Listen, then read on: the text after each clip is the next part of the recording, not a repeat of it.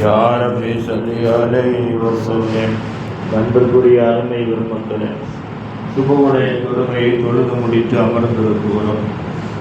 அல்லாஹ் தபாரக வ தஆலா தொழுவக்கூடிய மனிதர்களுக்கு பெருமானார் ஸல்லல்லாஹு அலைஹி வஸல்லம் இடத்திலே இரண்டு வகையான சுப செய்தியை சொல்லுகிறார். முதலாவது சுப செய்தி என்னன்னு சொல்லுகிற பொழுது அல்லாஹ் அழகாக சொல்லுகிறான். அதாவது நீங்கள் எதை செய்தாலும் என்ன செய்யுங்கள், மன திருப்தியோடு தெளிவான முறையிலே என்ன உருப்படியாக செய்யுங்கள் என்று சொல்லிவிட்டு பெருமானாரிடத்திலே சொல்லுகிறான், நபியே முகம்மதே, உங்களுடைய வாழ்க்கையிலே தொழுவது கட்டாய கடமை. அதே நேரத்திலே அந்த தொழுகையை என்ன செய்யுங்கள், தக்பீர் தஹ்ரீமாவோடு தொழுவதற்கு என்ன செய்யுங்கள், முடிந்த அளவுக்கு முயற்சி செய்யுங்கள். பெருமானார் ஸல்லல்லாஹு அலைஹி வஸல்லம் கேட்கிறாங்க, தக்பீர் தஹ்ரீமாவோடு தொழுவதற்கு என்ன நன்மை? அல்லாஹ் சொல்லுகிறான், அந்த தஅலமுல் ஜஸாஅ ஃபீ தக்பீர் தஹ்ரீமா. தக்பீர் தஹ்ரீமாவிலே என்ன தொழுகையிலே கலப்பதனுடைய நன்மையை நீங்கள் அறிந்தீர்களேயானால் என்ன செய்வீங்க, உலகத்தில் சதாவும் வாழ்ந்து கொண்டே இருக்கலாம் என்று நினைப்பீர்கள் அப்படின்னு சொல்லிட்டு அல்லாஹ் சொல்லி தர்றான். அத்தக்பீர் தஹ்ரீமத்து கைரும் மினத் துனியா வல்லாஹிரா. தக்பீர் தஹ்ரீமா ஓதினார் அல்லாஹு அக்பர்னு சொல்லி அதிலே ஹய்யா அலல் ஸலான்னு சொல்ற பொழுது தொழுகையிலே சேருவதற்குகிறதே, துனியாவிலே உண்டான எல்லா வகையான நியமத்துகளையும் ஒரு அடியானுக்கு கொடுத்தாலும் இதிலே கிடைக்கக்கூடிய திருப்தி, இதிலே இருக்கக்கூடிய நன்மை, இதுக்கு தரப்படக்கூடிய நன்மை எதுக்குமே தரப்பட மாட்டாது, எதுலையுமே திருப்தி இருக்காது.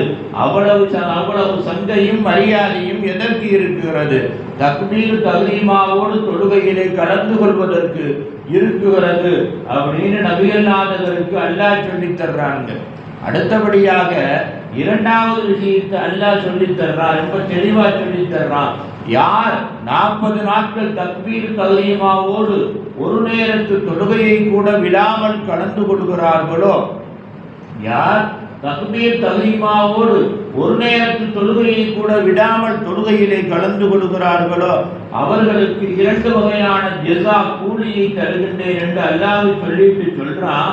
துனியாவிலே அவர்களுக்கு நான் தரக்கூடிய கூலி என்ன தெரியுமா, 40 நாள் யார் தக்பீர் தஹ்ரீமாவோடு தொழுகிறார்களோ அவர்கள் முனாஃபிக் என்ற தன் கொள்கையிலே இருந்து முனாஃபிக் தனத்தை விட்டு நீக்கப்படுவார்கள். அல்லாஹ் காப்பாற்றுங்க. அந்த முனாஃபிக் தனம் இருக்குகிறதே ரொம்ப மோசமானது.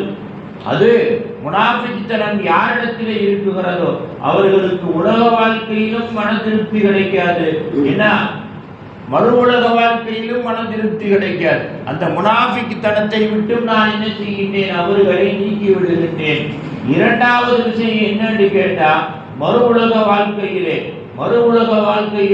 கபருலையும் சரி, மஹ்ஷர்லையும் சரி, கியாமத்திலும் சரி, ஏன்னா அவர்களுக்கு நரகத்துடைய பயத்தை விட்டு நான் அவர்களை நீக்கி விடுகின்றேன். நரகத்துடைய பயம் என்பது இருக்கவே இருக்காது. ஆனா 40 நாள் தக்பீர் தஹ்ரீமா என்ன விடாம கிடைக்கிறதுங்க ரொம்ப கஷ்டம். யாருக்கு? முஸ்லிமுக்கல்ல, மூமினுக்கல்ல, முத்தக்கியானவருக்கு கூட கிடைக்கிறது ரொம்ப கஷ்டம். கபூர்லையும் மஹ்ஷர்லையும் கியாமத்திலேயும் என்ன நரகத்துடைய பயத்தை விட்டு நீக்குவதோடு லா ததுஹுலு இரண்டால் அப்பதான் அவர்களை ஒரு பொழுதும் என்ன செய்ய மாட்டேன், நான் நரகத்திலே நுழைக்கவே மாட்டேன். அவர்கள் ஒரு பொழுதும் என்ன செய்ய மாட்டார்கள், நரகத்தில் நுழையவே மாட்டார்கள் அப்படின்னு அல்லாஹ் சொல்லி தருகிறான். அன்பிற்குரியவர்களே, அதாவது அடுத்தபடியாக ஒரு விஷயத்தை பார்த்தோம்னா, அதாவது ஈமான் கொண்ட ஒரு மூமினாகப்பட்டவன் ஈமான் கொண்டு விட்டானேயானால் அவருடைய ஈமானுக்கு வேலை கிடையாது. ஏனென்றால் அவருடைய நாவுக்குள்ளே ஈமான் புகுந்து விடுகிறது. அதோடு ஈமானோடு வேலை முடிந்து விட்டது. அடுத்து ஈமான் கொண்டு விட்டால் தொழுகை கட்டாய கடமை. தொழுகை எதுவோடு முடிந்து விடுகிறது தெரியுமா? சக்கராத்தோடு தொழுகை முடிந்து விடுகிறது. நோன்பு என்பது சக்கராத்தோடு நோன்பு முடிந்து விடுகிறது. அடுத்தபடியா ஜக்காத்து என்பதும் கூட வசதி இருந்தால் சக்கராத்தோடு முடிகின்றது. வசதி இல்லாதவருக்கு என்ன ஜக்காத்தை கடமை இல்லை. ஹஜ்ஜி என்பது எதோடு முடிந்து விடுகின்றது? உலகத்தோடு முடிந்து விடுகிறது அன்பிற்குரியவர்களே. ஆனால் ஒன்றே ஒன்றை செய்யக்கூடியவர் சுவனம் போய் சேர்கின்ற வரைக்கும் அதை செய்து கொண்டே இருப்பார். அதில் என்ன பூந்துரும்? அந்த ஒரு காரியத்திலே ஈமானும் பூந்துவிடும், தொழுகையும் பூந்துவிடும், நோன்பும் பூந்துவிடும், ஜக்காத்தும் பூந்துவிடும், ஹஜ்ஜும் பூந்துவிடும். என்னான்னு கேட்கிற பொழுது அல்லாஹ் நபிகள் நாயகருக்கு சொல்லிக் கொடுத்தான், நபியே முகம்மதே, உங்களால் முடிஞ்ச அளவுக்கு என்ன செய்யுங்க, திருக்குர்ஆனை கையில எடுத்துக் கொள்ளுங்கள். திருக்குர்ஆனை கையில எடுத்துக் கொள்ளுங்கள். எடுத்துக்கொள்ளுங்கள்னா என்ன? திருக்குர்ஆனை ஓதுவதை அதிகமாக்குங்கள்.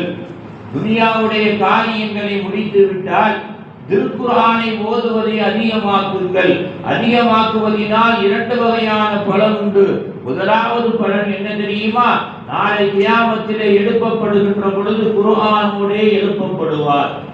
திருக்குர்ஆனை ஓதக்கூடிய மனிதருக்கு முதலாவது கபூர்ல என்ன செய்யும்? குர்ஆன் வந்துவிடும். மனித ரூபத்திலே வந்து குர்ஆன் சொல்லும், லா தஹ்சன் யா அகி, நீ கவலைப்படாதே, அந்த நீயாகப்பட்டவர் ஆயிசு ஃபீ ஹாதிஹி துனியா, துனியாவில் எனக்கு மரியாதை கொடுத்தாய், சங்கை கொடுத்தாய், ஆகையினால் ஆயிசு இலைக்க, நான் உனக்கு சங்கை தருகின்றேன். ஃபில் கபுரி வல் மஹ்ஷரி வ ஃபீ யௌமல் கியாமா, கபூரிலேயும் சங்கை தருகிறேன், மஹ்ஷரிலேயும் சங்கை தருவேன், கியாமத்திலும் சங்கை தருவேன். இன்றிலே இருந்து நான் உன் கூடவே இருப்பேன். என்னை கூட நீ துனியாவிலே வைத்திருந்ததினால் நான் உன் கூடவே இருப்பேன் அப்படின்னு கபூரிலேயும் இருக்குமான் அன்பிற்குரியவர்களே. மஹ்ஷரிலே எழுப்பப்படுகின்ற பொழுதும் குர்ஆனோடு எழுப்பப்படுவார். கியாமத்திலே குர்ஆனோடு அல்லாஹ்விடத்திலே நிற்பார். அல்லாஹ் சொல்லுவானா, யாரெல்லாம் குர்ஆனை சொந்தமாக்கிக் கொண்டார்களோ அவர்களெல்லாம் என்ன செய்யுங்க, சென்று கொண்டே இருங்கள். எதோடு? குர்ஆனோடு. குர்ஆனோடு சென்று கொண்டிருங்கள். எங்கே செல்லுகிறீர்கள் தெரியுமா? இலல் ஜன்னா மா ஷிஅத, நீங்கள் எந்த சொர்க்கத்தில் குடியிருக்க நாடுகிறீர்களோ அந்த சொர்க்கத்திற்கு குர்ஆனை ஓதிக்கொண்டே போங்கள். இதுஹபு மா திலாவத்தில் குர்ஆன், குர்ஆனை ஓதிக்கொண்டே செல்லுங்கள் இலல் ஜன்னா அப்படின்னு அல்லாஹ் சொல்லுவானாம் அன்பிற்குரியவர்களே. ஆக குர்ஆன் என்பது எது வரைக்கும் வரும்? எதுவுமே கூட வராது. அது எது வரைக்கும் வரும்? ஜன்னத்து வரைக்கும் கூடவே வரும் அன்பிற்குரியவர்களே. அந்த குர்ஆன் தொழுகையிலே ஓதப்படுகிறது. நோம்பாளி ஓதுவார். ஜக்காத்து கொடுக்கக்கூடியவர் குர்ஆனை பார்த்து தான் ஜக்காத்து கொடுக்கிறார், ஜக்காத்துடைய கடமையை தெரிந்து கொண்டார். ஹஜ்ஜி செய்யக்கூடியவர் குர்ஆனை பார்த்து தான் ஹஜ்ஜி செய்வதை புரிந்து கொண்டார் அன்பிற்குரியவர்களே. இதுதான் அந்த குர்ஆன் ஓதக்கூடிய மனிதருக்கு கிடைக்குது. அவரை பெற்ற தாய் தகப்பனுக்கு என்ன கிடைக்குது? இன்னைக்கு எத்தனை பேர் தாய் தகப்பனுக்கா குர்ஆன் ஓதுறோம்? எண்ணி பாருங்க. கபூர்ல போய் சலான்ல கூட யோசிக்கிறோம், ஒரு ஜாசின் ஓத கூட யோசிக்கிறோம். யார் திருக்குர்ஆன் போய் ஓதுகிறார்களோ அவர்களுடைய தாய் தகப்பர்களை அல்லாஹ் தஆலா என்ன செய்வானா அன்பிற்குரியவர்கள், நாளை கியாமத்திலே ஒளிவான மேடையிலே உட்கார வச்சு என்ன செய்வானா, அதாவது அவர்களுடைய தலையில என்ன செய்வான், அல்லாஹ் பெரும் கிரீடத்தை சுமத்துவானா. தாய் தகப்பனுடைய தலையில கேட்பாங்க, லிமாதா ஹாதிஹி, எதற்காக? லிமாதா ஹாதிஹில் ஹுஜ்ஜா, எதற்காக இந்த கிரீடம், எதற்காக இந்த அன்பளிப்பு அப்படின்னு சொல்லுகிற பொழுது அவர்களுக்கு அல்லாஹ் சொல்லுவானா, உன் பிள்ளை உனக்கு செய்த, நீ பெற்றெடுத்த பிள்ளை உனக்கு செய்த நற்பலனின் காரணமாக இந்த பாக்கியம் உங்களுக்கு கொடுக்கப்படுகிறது. அப்படின்னா என்ன செஞ்சார்? என் புள்ள குர்ஆன் ஓதிக்கொண்டே இருந்தார், அதனுடைய நன்மை உங்களுக்கு வந்து கொண்டே இருந்தது. அந்த பிள்ளை குர்ஆன் ஓதியதன் காரணமாக அவரும் சாலிகானவராக ஆகிவிட்டார், உங்களையும் சாலிகாக ஆக்கிவிட்டார். ஆகையினால் இந்த கிரீடம் உங்களுக்கு என்ன செய்யப்படுகிறது? சுமத்தப்படுகிறது அப்படின்னு அல்லாஹ் தஆலா என்ன செய்வானா, அன்புக்குரிய அருமை பெருமக்களே, அந்த தாய் தகப்பனுக்கு சொல்லுவானா. அதாவது நம்ம தொழுகிறோம், ஆனால் நம் தொழுகை உண்மையான தொழுகையா? நம்மை நாமே புரிந்து கொள்கிறோம். நம் தொழுகை உண்மையான தொழுகையா? நாம் செய்யக்கூடிய இபாதத்து உண்மையானதா? மற்றவங்க எல்லாம் விழ தேவையில்லை. அவர் தொழுகிறார், நல்லா தொழுகிறார், சரியாதே தொழுகிறார், அவர் ஆபீது, வணக்கசாலி, அவர் நல்ல மனிதர் அப்படின்னு யாருமே சொல்ல தேவையில்லை. அல்லாஹ் சொல்லி தர்றான். உன்னுடைய தொழுகை உண்மையான தொழுகையா அப்படிங்கிறது நீயே விளங்கிக் கொள்ளலாம். என்ன அடையாளம் தெரியுமா? அல்லாஹ் குர்ஆன்ல சொல்றான், இன்ன ஸலாத்த தன்ஹானில் ஃபஹ்ஷாஇ வல் முன்கர். ஒரு உண்மையிலே உள்ளச்சத்தோடு அல்லாஹ்வை உள்ளத்திலே வைத்து தொடக்கூடிய மனிதன் என்ன செய்ய மாட்டான்? தன்ஹா, அவன் ஒதுங்கி இருப்பான், அவன் விலகி விடுவான். அனில் ஃபஹ்ஷா, வெறுக்கத்தக்க காரியங்களில் இருந்து விலகி விடுவான். ஒரு உண்மையான தொழுகையாளி என்ன செய்வாரு? வெறுக்கத்தக்க காரியங்களில் ஃபஹ்ஷா, மற்றவர்கள் பார்த்து என்ன வெறுக்குகிறார்கள் அல்லவா, அப்படியா அந்த இடத்துல கூட நிற்க மாட்டார். அப்படியா அந்த காரியத்தை எதையும் செய்ய மாட்டார். அதை செய்யக்கூடியவர்களுக்கு துணை போக மாட்டார் உண்மையான தொழுகையாளி.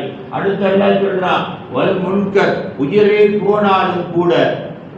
போனாலும் கூட தடுக்கப்பட்டதை ஒரு தொழுகையாளி செய்ய மாட்டார்.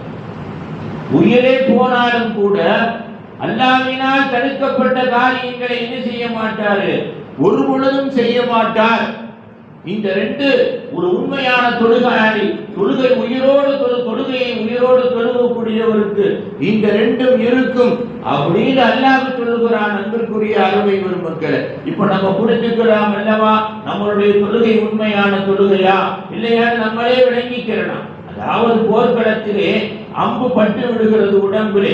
அம்பு பட்ட உடனேயே எடுத்து பார்க்கறாங்க, எடுக்க முடியல. அலி ரலியல்லாஹு தஆலா அன்ஹு சொல்றாங்க, ஒன்னும் பிரச்சனை இல்லை, இது என்னை மௌத்தாக்காது, இதுக்கு மௌத்தாக்கக்கூடிய சக்தி இல்லை, வேற எப்படி எடுப்பதுன்னு கேட்கிறாங்க. நான் தக்பீர் கட்டி விடுகிறேன் தொழுகைக்கு, தக்பீர் கட்டிய பின்னால் நீங்கள் எடுங்கள். இப்பயே வலிக்குதுன்னு சொல்றாங்களே, அப்ப அலி ரலியல்லாஹு தஆலா அன்ஹு சொல்றாங்க, இல்ல வலிக்க, தக்பீர் கட்டி விட்டால் வலி இருக்காது, எனக்கு வலியே தெரியாது, நீங்கள் எடுங்கள். எப்படி தெரியாது? தக்பீர் கட்டி விட்டால் என் ரப்போடு நான் பேச ஆரம்பித்து விடுவேன், என் ரப்பு என்னோடு பேச ஆரம்பித்து விடுவார். இந்த சிந்தனையுமே எனக்கு இருக்காது. நீங்க உண்மையான தொழுகை. தக்பீர் கட்டவுடனே என்ன செய்யலாம்? எங்கேயோ நம்ம சிந்தனை போகுது. நம்ம சிந்தனை போறதுனால நம்மள்ட்ட உள்ள இப்ளீஸ் என்ன செய்ய, இமாமை போய் தட்டி இமாமை என்ன செய்து படாத பாடுபடுது.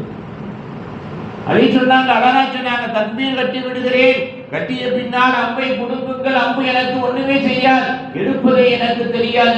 அதைத்தானே செஞ்சாங்க, செய்யாமலா இருந்தாங்க. அன்பிற்குரிய அருமை பெருமக்கள், ஆகையினால் நாம் செய்யக்கூடிய இபாதத் இஹ்லாஸ், நாம் செய்யக்கூடிய இபாதத் இஹ்லாஸ் அப்படிங்கிறத நம்மளே புரிந்து கொள்ளலாம். தொழுகை மாத்திரம் அல்ல, சதக்கா ஜக்காத்து கூட பெருமானார் ஸல்லல்லாஹு அலைஹி வஸல்லம் அல்லாஹ் சொல்லி கொடுத்தார், நபியே முகம்மதே, வலக்கரத்தில் கொடுப்பது இடக்கரத்துக்கு தெரியக்கூடாது, இடக்கரத்திலே கொடுப்பது வலக்கரத்துக்கு தெரியக்கூடாது. அப்படி என்ன செய்ய? ஜக்காத்து கொடுங்க வேண்டாம். ஒரு நோம்பாளியை பார்த்தால் என்ன செய்து விடலாம்? நல்ல நோம்பு, உண்மையான நோம்பாளியை அடுத்த உண்மையான நோம்பாளி புரிந்து கொள்ளுவார். இவர் நோம்பாளி தான் என்பதை புரிந்து கொள்ளுவார். ஏன்? அவர் வைத்திருக்கக்கூடிய நோம்பு அடுத்த உண்மையான நோம்பாளியிடத்திலே சொல்லும், இவர் என்னை வைத்திருக்கிறார், உன்னை வைத்திருப்பதை போன்று நீ நோம்பாளியாக இருப்பதை போன்று இவர் நோம்பாளியாக இருக்கிறார் அப்படின்னு சொல்லுங்க. அன்பிற்குரிய அருமை பெருமக்களே, இதுதான் உண்மையான விஷயம், இபாதத்துக்கு உண்மையான விஷயம். அதனால என்ன செய்யணுங்க? முடிந்த அளவுக்கு அல்லாஹ்வுடைய இபாதத்தில் என்ன செய்து முந்தணும். தொழுகை எடுத்துக்கிட்டாங்கன்னா கூட, இப்ப எடுத்துக்கிட்டா ஃபஜ்ர் என்ன செய்யலாம்? சூரிய உதயமாகிற வரைக்கும் தொழுகலாம், லுஹர 3:30 மணி வரைக்கும் தொழுகலாம், அஸர என்ன செய்யலாம்? குரூபு ஷம்ஸ் வரைக்கும் தொழுகலாம், மக்ரிப் இஷா வரைக்கும் தொழுகலாம், இஷாவை தஹஜ்ஜத் வரைக்கும் முடியாவிட்டால் தொழுகலாம். அதே நேரத்தில் ஏன் அவ்வளவு வக்திலே ஜமாத்து வைக்கப்படுது?